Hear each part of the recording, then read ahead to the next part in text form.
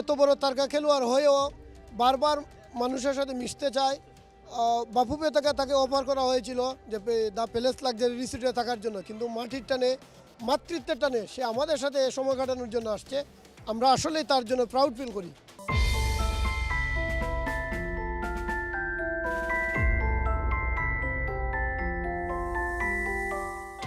হামজা চৌধুরী মনে হয় কাউকেই ফিরিয়ে দিতে পারেন না, যেমনটা দেখতে পাচ্ছেন এলাকাবাসী ঠিক এই রাতে ছুটে এসেছে। ঠিক রাতে না, তারা অনেক আগে এসেছে, কিন্তু হামজার দর্শনটা পায়নি। হামজা চৌধুরী মাত্র ছবি তুললেন, তাদের আবদার মেটালেন। আমরা ঠিক চাঁদ দেখতে পাচ্ছি আমাদের ঠিক মাথার অনেক উপরে, সেই চাঁদের চাইতেও যেন আলোটা বেশি ছড়িয়েছেন হামজা চৌধুরী। বাসা থেকে বের হলেন, ভক্তদের সঙ্গে, এলাকাবাসীদের সঙ্গে ছবি তুললেন, এরপর তিনি আবার বাড়িতে ফিরে গেলেন। এর আগেও তো হামজা চৌধুরীকে দেখেছেন, এবার আশাটা কেমন ছিল? হামজা চৌধুরী আমাদের গ্রামের ছেলে, সে যখন ছোটবেলা আসছে তখন দেখেছিলাম, আর এখন এসেছে সে সারা বাংলাদেশে হামজা হয়ে। এখন আর আমার গ্রামের হামজা না, সারা বাংলাদেশের হামজা। আমাদের গর্ব, আমরা প্রাউড হামজার জন্য, যে হামজা আমাদের গ্রামের ছেলে, আমাদের আত্মীয়।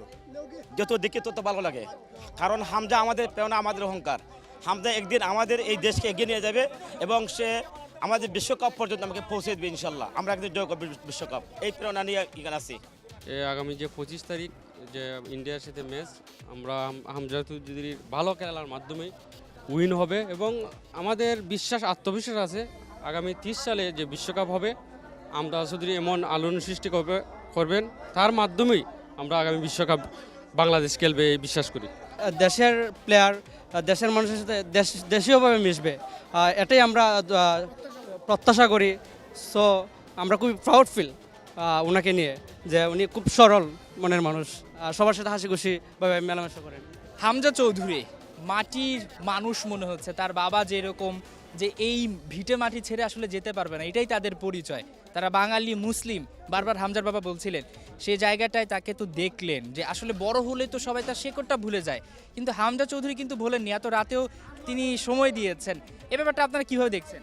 আমরা পজিটিভ দেখছি, কারণ এই মাটিতেই সে বড় হয়েছে, অনেকদিন চলাফেরা করছে, এই কারণে দেশের মানুষকে ভুলতে পারিনি। এত বড় তারকা খেলোয়াড় হয়েও বারবার মানুষের সাথে মিশতে চায়। বাফুফে থেকে তাকে অফার করা হয়েছিল যে দ্য প্যালেস লাক্সারি রিসোর্টে থাকার জন্য, কিন্তু মাটির টানে, মাতৃত্বের টানে সে আমাদের সাথে সময় কাটানোর জন্য আসছে। আমরা আসলেই তার জন্য প্রাউড ফিল করি।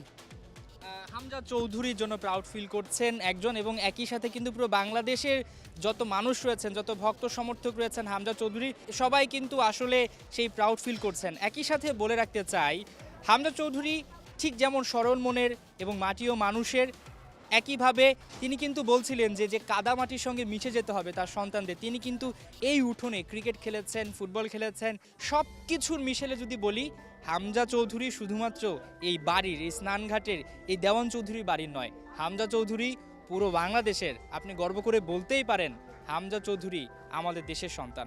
মাহমুদুল হাসান সজীব, ৭১, হবিগঞ্জ, সিলেট।